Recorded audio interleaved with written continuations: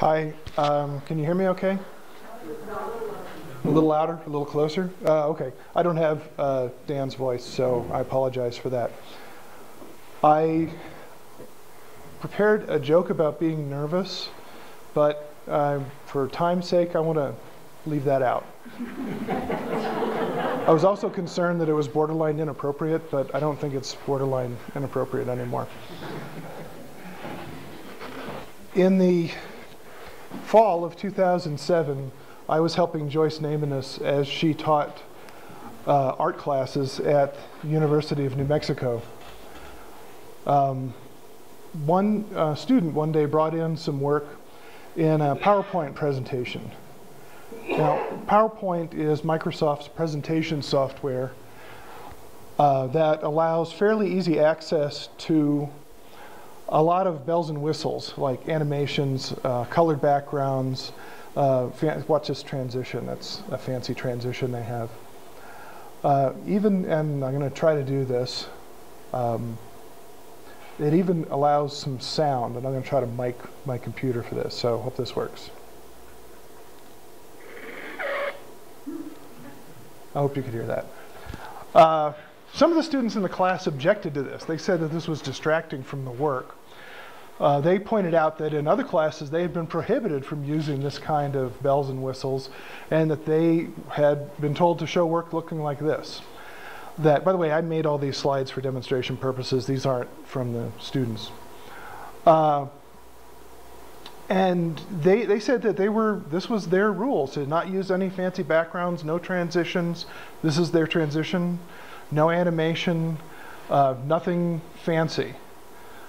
Other people in the class objected to that and said, wait a minute, this is an art class and you're talking about rules. And if we're not supposed to break rules, at least we should be allowed to break rules. Also, that these are rules that are making this fairly powerful software look like a slide projector.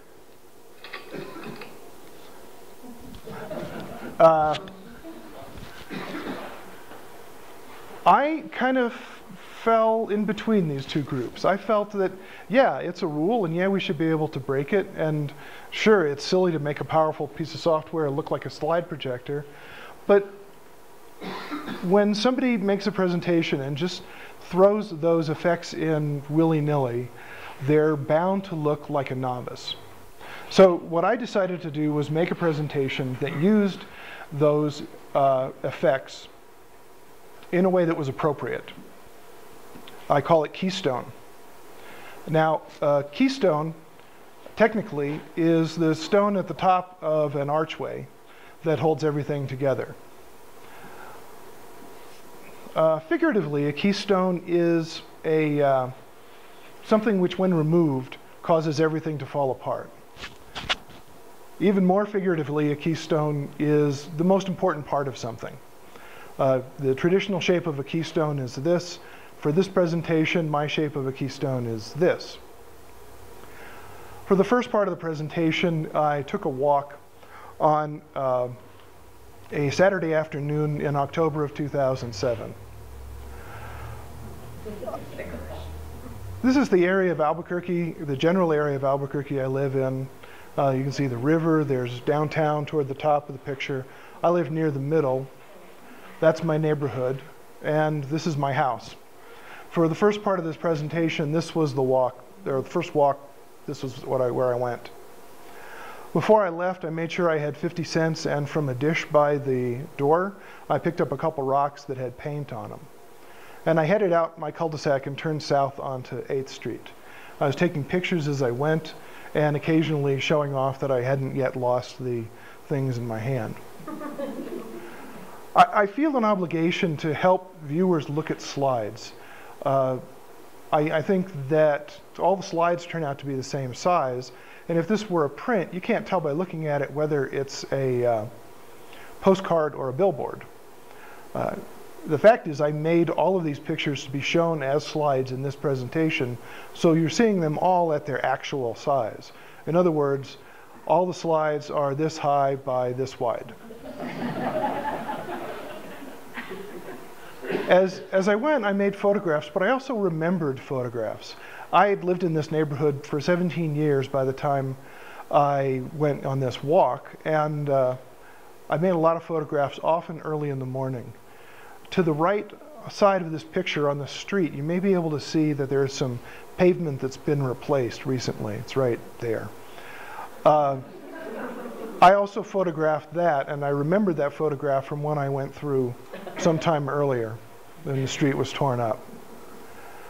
Back to the walk, I got to a neighbor's house where they were having a yard sale, and I remembered an incident also early in the morning where I encountered a German Shepherd that was off leash. He was standing in the middle of the street and was, as far as I knew, blocking my way. I don't remember whether I had my camera with me at that time or not, but I know I didn't take a picture. So instead, I'll show you this picture. This is different from that other one in several ways. The other picture was early morning. This is late afternoon. It was a different street. That dog was growling and was much bigger. This dog growls and barks and is also off leash, and if it was up to him, he'd be very threatening. But he's a miniature Doberman, so only if you're afraid of having your ankles bitten is he any kind of a threat. He likes to go after me when I'm out getting the mail from the mailbox, and barks and absolutely announces that he's in charge of the neighborhood.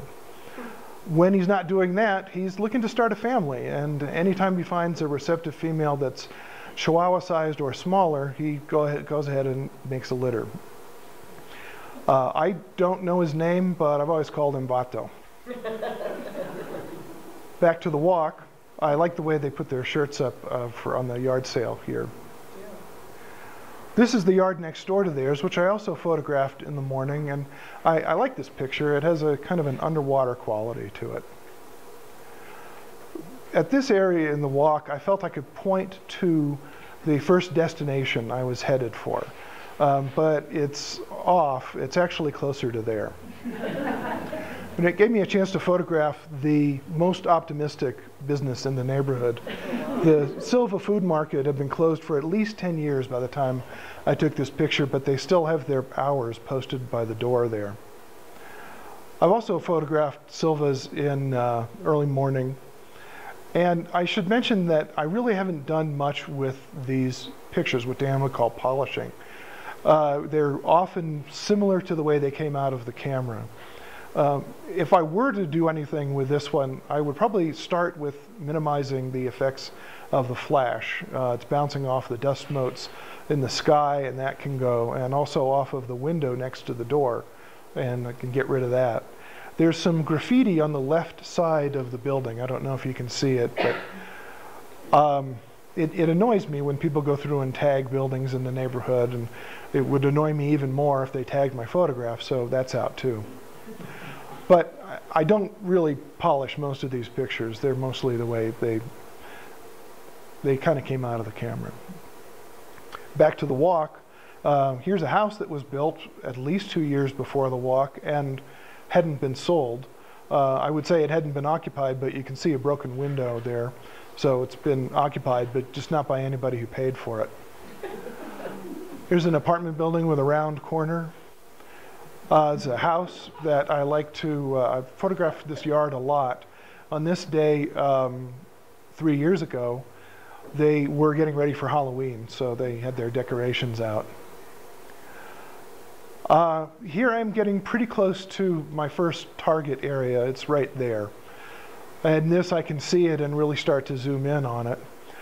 And here's where we are. On the walk, it's the red X, which I hope you can see. And it's a hole in the ground. I walked by it 100 times without noticing it. And then I became curious about it, and one day I dropped a little rock into it to see if it had a bottom, which it did. And then I dropped another rock in the ground, and before I knew it, I had a whole set of rules for every time I walked by, I'd drop one rock in.